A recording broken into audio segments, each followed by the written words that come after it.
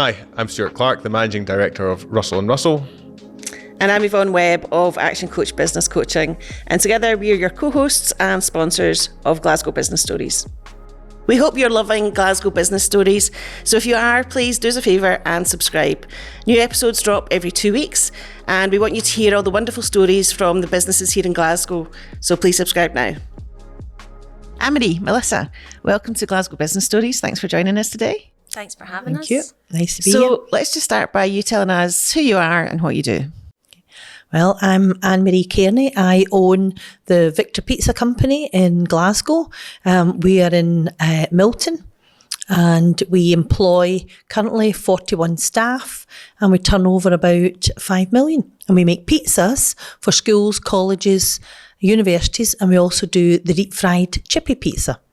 That's a lot of pizzas. It's a lot of pizzas. We do about 1,000 an hour. 1,000 an hour? Yeah. Wow.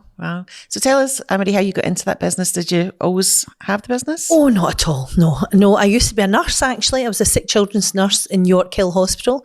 I worked in the cardiac unit. I wasn't a very good nurse. I was far too emotional.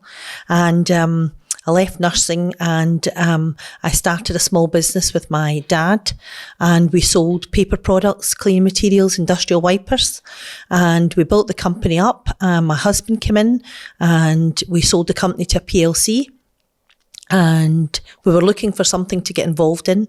And one of my friends, whose husband's an accountant, had suggested that we go to look at a small business in Darnley, in Nits Hill, and were we interested in buying a pizza factory. So my husband categorically was not going.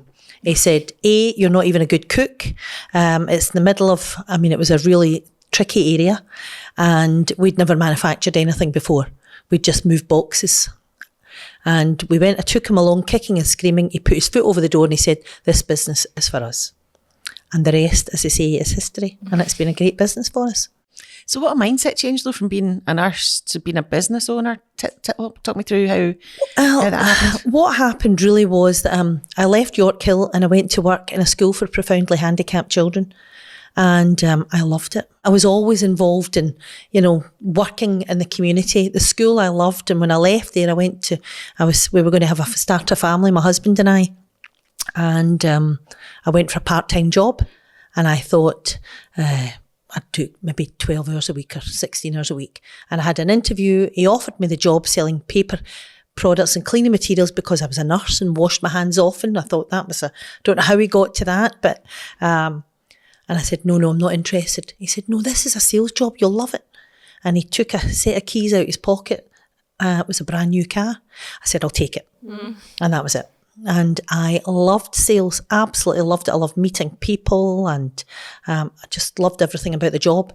And I ended up, he left and he started his own business, and he was down in London, and he told everyone that we were his sister company. So we had very good prices and started our own business up here.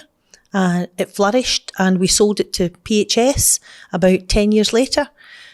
And that's when we were looking to get involved in something else. Not enough money to retire, unfortunately, and I was too young. So we knew we had to do something else. And it was quite difficult to find something because, finding a business that you're going to get involved in and manufacturing something and you don't know anything about it was quite tricky. And what was it about the pizza company then made you go, this is it, this is for us? We had looked at a double glazing company, but my husband didn't want anything that was a one-off business, one-off product, like buying a car. You bought it and that's it. You move on. You double glaze your house and you move on. He wanted a product that you kept selling. So we were selling, say, boxes of pizzas or boxes of sauce or whatever else it might be, and you knew you were going to get repeat business. And that gave him a level of comfort, although he didn't like anything at all about actually manufacturing pizzas because we didn't know anything about manufacturing. But my goodness, did we learn on the job. And what was the business like at that stage? What size was it when you It was probably turning over about £4 million, but only £1 million or £1.5 million of that was actually manufacturing pizza. Onto that business, we had, we sold at that stage, not into schools and universities, we sold at that stage into chip shops and into carry-out shops, your 3-in-1 carry-out shop. So we sold pizza bases, which were worth very little. And with that, we sold boxes of chips and pizza boxes and Coca-Cola, napkins, you name it. And it was all add-ons. And what we discovered once we were in the business was we looked at both sides of the business, the manufacturing side of it, and we looked at the distribution side of it, and we discovered that the manufacturing side was holding the other side of the business up. And we got rid of it. And we just manufactured pizzas. And my goodness, what a difference that made to everybody's life, because it became much, much simpler. And the staff, when I bought the business, there was so many staff, it was unbelievable. Everyone was paid in a brown envelope on a Thursday night. They were, it was like going back to the 60s. It was unbelievable. And there was no training. People all worked maybe 4 hours a day or 6 hours a day and come in to help with various projects, but there was no training, there was no, they weren't good jobs, So I felt the whole thing needed to be really looked at and to be sorted out and to build a good quality business. And that's what we started to do. And how did you actually go about analysing it to get to the stage where you said, because taking a decrease in turnover for most people go, that means less profit, but actually... It meant more profit. That's what we discovered. So how did you get to that level of comfort that you were like, this is the right decision? Because I think a lot of businesses are in that situation where one side is profitable, but they don't necessarily know that because they don't analyse it enough. Yeah. Well, if I'm honest with you, we got an offer to buy the business after we'd been in a couple of years. And the guy who was buying it said to us, can you divide the company into two for us? What is it one side does? What does the other side do? What's the turnover of both sides? How many people do you need to run both sides of it? And actually, we looked at that ourselves and we thought, oh my God, we're not selling the business. We're getting rid of all this distribution side and we're going to build the pizza side of the business. And we knew to do that, we had to invest in new machinery. We had to invest in our people. And that's really how the business started. And was this taking the money you'd got from the sale of your previous business and investing in the new one? Well, some of it, yes. Years ago, I was in a thing called the Entrepreneurial Exchange with Tom Hunter and all the David Emmanuel and all the various business people. And I'd got to know quite a lot of people. And I'd got to know the Bank of Scotland fairly well. And I remember Brian Johnson saying to me, if you never ever need any help or funding for your business, come and talk to me. And I phoned him up and I went to see him and he poured me tea in a silver teapot. He still tells people this. Mm-hmm. And he had a fantastic view right over the whole of Glasgow from his office. And he said to me, now, what would you like us to do for you? I said, well, nothing at the moment, but possibly I will do. And I phoned him about a year or so later and said, I'm buying a pizza factory and I need £400,000 and I can't get it from our current bank. And in those days, he had the power to sign things off. And he said, now, when do you need this money? I said, well, I need it by tomorrow afternoon at 3:00. He's like, oh my God. He says, I'm in Edinburgh, but I'm coming through in the morning.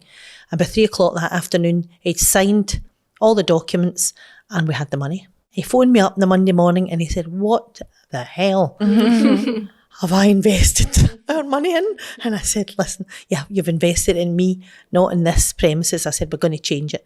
And we did.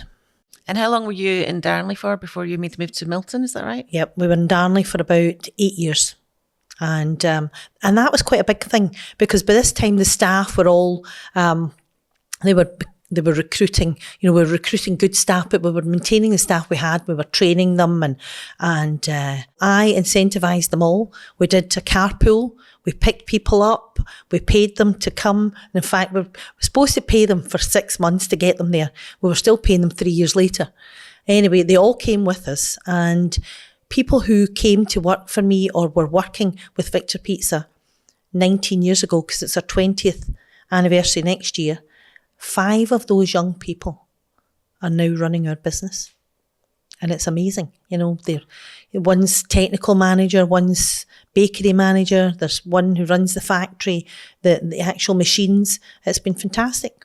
So it's a good investment after all. It's been a great investment. And Melissa, how did it feel growing up when your mum was doing our entrepreneurial stuff and building the factory? What's your memories of it? My memories really are of Mum walking into chip shops with a doner kebab over her shoulder, fighting with big guys at the doors saying, "Give me my money."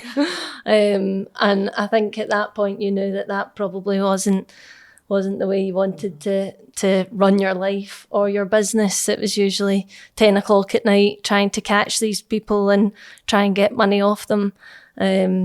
And obviously seen a big change when we ended up moving to Possil. But in my years of, going to school, summer holidays, it was me and my pals all going into the factory, cheese and pizzas and getting big 10 kilo blocks of cheese and grating them within, standing on the grater trying to get this block of cheese down.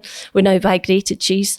But yeah, I have great memories of the old factory. But yeah, I knew it was tough for you. All our friends' children, they say it's a rite of passage before you go to university, or often if you get them in fourth year, getting into fifth year, when they all start to go a bit awry, and you send them in for the summer to Victor Pizza, and my goodness, they really, and they know then this is not what they want to do for their life, for the rest of their life. And then they come back, and when they go to university, they all come back. I mean, at one stage, I think we had 2 doctors, an engineer, a couple of accountants, designers, and all in cheesing pizzas, because we were just, when we were busy, we had to have all hands on deck. So how did you grow the business? What's your customer base? Has it changed over the years? Yeah, the customer base has changed. We don't have very many customers, to be honest with you. We have, we supply the chip shops still, so we make the deep fried pizza, which we don't publicise as much maybe now as we should. I do. Mel does. Yeah, the unhealthy pizza, as they call it, it's actually in moderation, absolutely fine. But it's that market's still there, but not growing, because years ago, a chip shop, maybe fish and chips on a Friday night, everybody did that. There wasn't the choice now, whereas people on a Sunday morning lie in bed and phone in McDonald's to bring you coffee and a Big Mac or whatever. Now you can get so many different places to have food delivered from any place around the world, really, you like. The chip shops have had a bit of a harder time, and that's been a difficult market. So the business is still there, but it's not what it used to be. And we knew it wasn't growing, so we knew we had to do something else. And one of the things that we did was we started working with a guy called Donnie McLean, who owns Eat Balanced. And he came to us and asked us to make a pizza for him, been devised by Professor Lean from Glasgow University. And what he was doing was making a healthier pizza for children.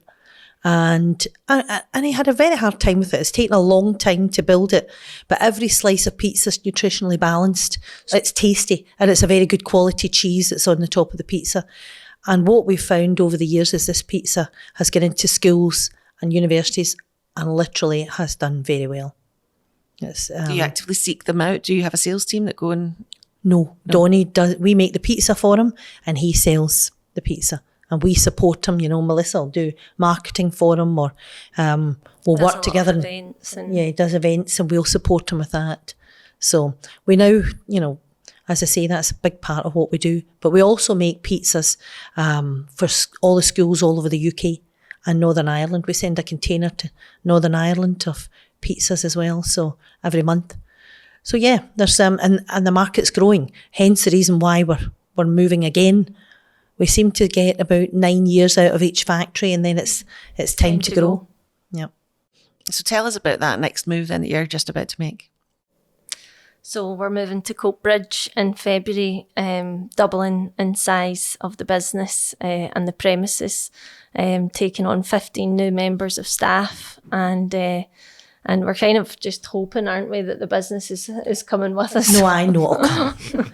We know it'll come. We know it'll come. It always has.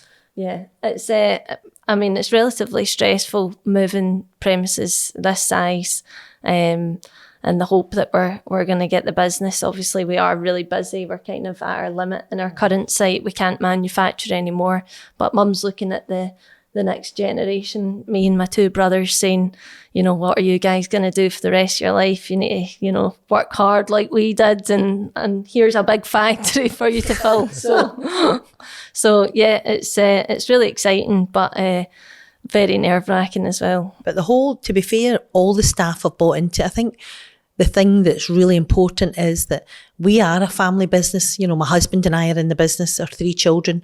My cousin David is the MD, and he's just amazing. But downstairs, and the management team as well. I mean, we have mothers and daughters, mothers and sons. We have brothers and sisters. We have cousins. So it's the best way to hire. If you can introduce, you know, a cousin or a brother or an uncle, or, you know, you don't want to let each other down. So they're trying their best and making sure that they don't embarrass whoever it is that's brought them on. So and they cover for each other. Yeah. You know, the only problem is if we have a funeral or a wedding, yeah, and the place empties. So you know, that's it. But on the whole, it really works. It works well, and they're involved as well in the decision making. You know, I think it's really important that it's not, I mean, I've made all the mistakes there is to make. I've now got to let Matthew, Melissa and Ryan and our staff make mistakes and to learn from them.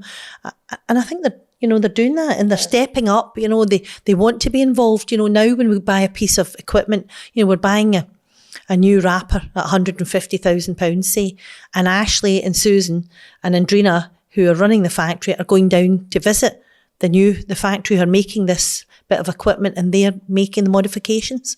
But, you know, they make pizzas all day. They know what they're doing. I don't. So, and they're saying, well, if you move this handle that way and you do this and do that, we'll be able to make an extra 2 pizzas a minute or whatever, you know. And before you know where you are, it just works. And when did they start to take on that responsibility? Really from lockdown. Everything changed, I would say. We had a really hard time at lockdown. In fact, Melissa had the worst time. The hardest time. Yeah, because I made her redundant. She's never really forgiven me for that.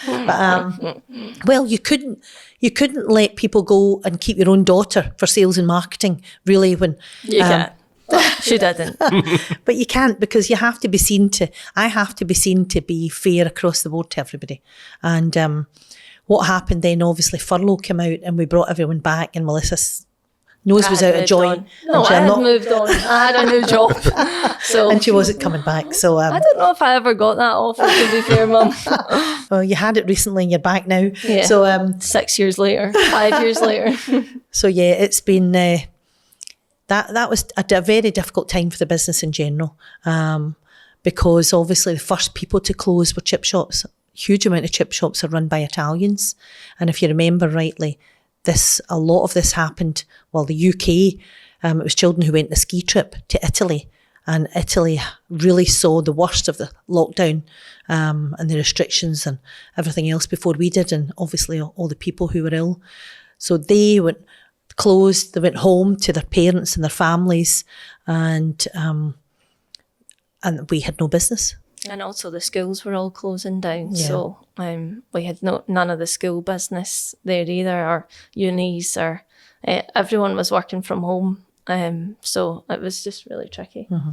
But within, I would say, you know, a few months we started to, you know, we rebuilt the business, and we looked at some new products as well. And we looked at a new marketplace, and we streamlined the business. Things like, did we need a 7.5 ton truck for 5 days a week when really we're only using it 2 days? Let's ask the customers to come and pick up from us. And we did, and they did it, and I was amazed. And it saved us a huge amount of money. So these are the kind of things that we looked at. Lockdown made you really look introspectively at the business and decide what you could do. Certainly for a lot of my customers, gave them a chance to actually get their head up and see the wood for the trees, because they're just so involved in the business. They didn't have that downtime to actually do the strategic thinking. That's exactly right, you know. That's exactly right. Yeah. So I'm interested in the family dynamic. I can't imagine how it must be having the whole family in a business and then still being a family. How does that balance work? Well, we actually, it works quite well, because I think people have got their own area of expertise. You know, Melissa very much is sales and marketing, and, you know, puts us up for awards and, you know, and is very interested in the design of the new offices of the factory. And, you know, she's doing all that. Matthew's beginning to do what he's, some of his father's role. So he's doing finance and invoicing and really looking at purchasing. And Ryan is looking at the new factory and how things are going to be there and how we move on. You're also doing the staff. So everyone's all got a role to play. And David is generally looking at everything and checking that we're all doing it right. So yeah, it works quite well once a year. And now it's changing because they're getting married and there's partners. But every year we always went, the 5 of us, on holiday somewhere together.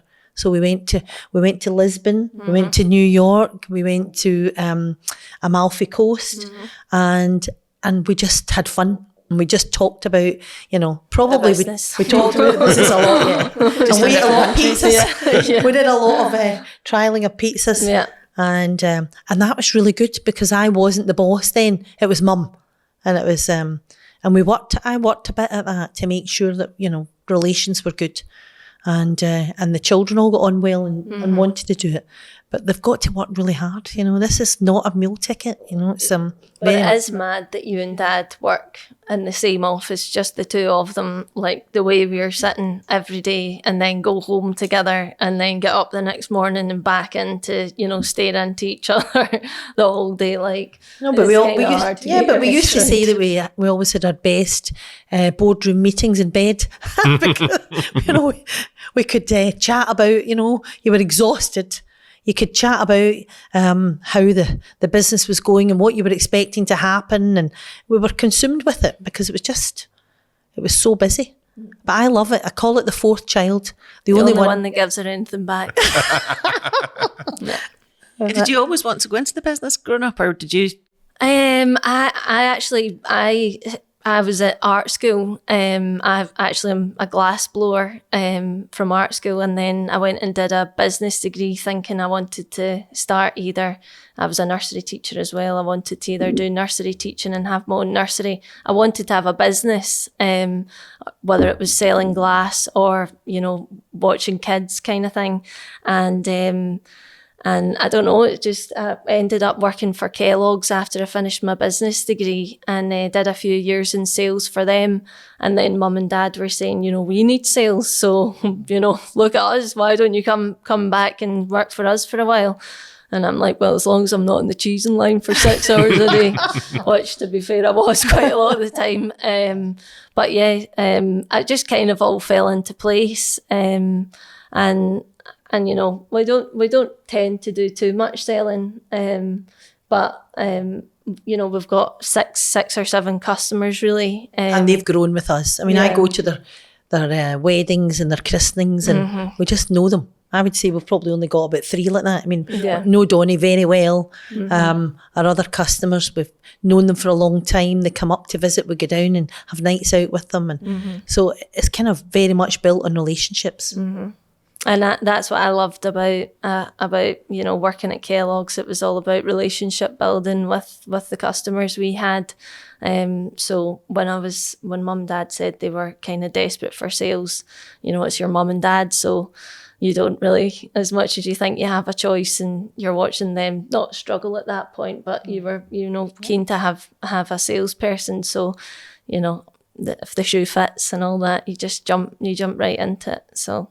Hope you negotiated a good deal. I don't think I did, actually, to be fair. I'm still looking to renegotiate my salary, actually.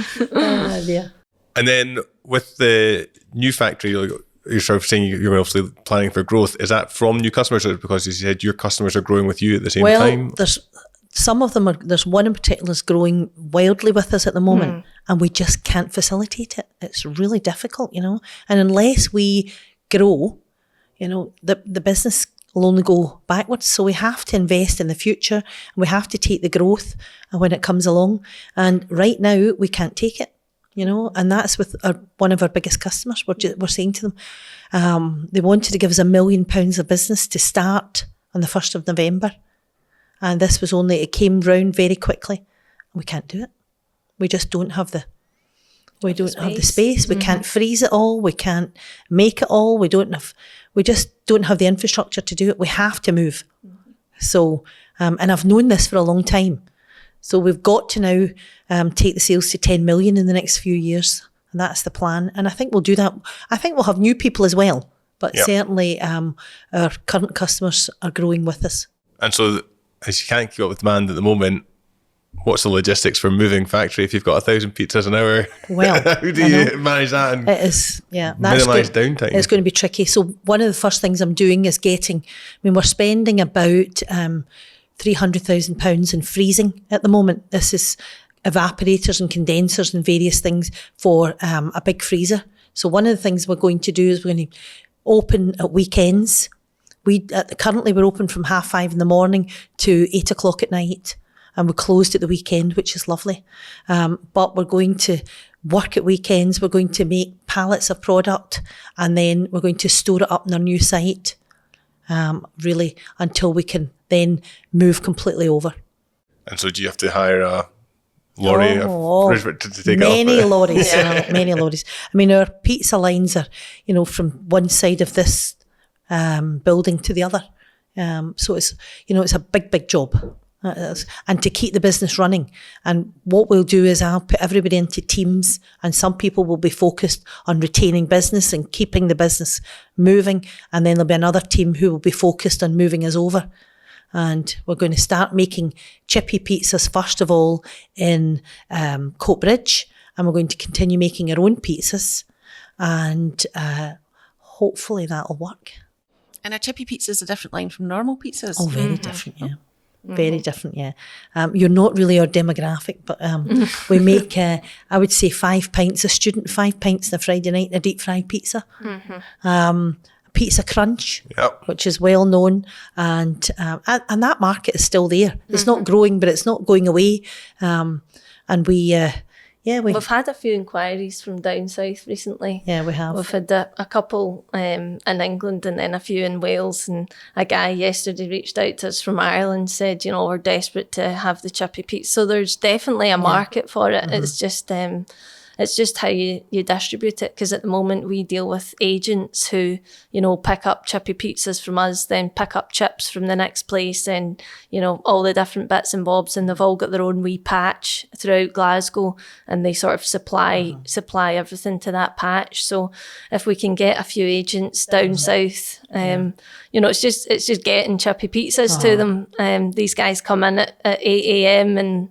and finish work at 3 kind of thing. So they're not willing to travel down to England. But really that's not where the growth we know is going to come from. Yeah. We know that the growth is, we probably have a small percentage of the schools and universities at the moment. There's so much opportunity there with the NHS, with lots of other people. And we're also being asked for a lot of new products as well that we don't currently do. So pizzinis and, different things, pizza pockets and things that we can do, but we don't have the space for right now. We don't have the machinery for it.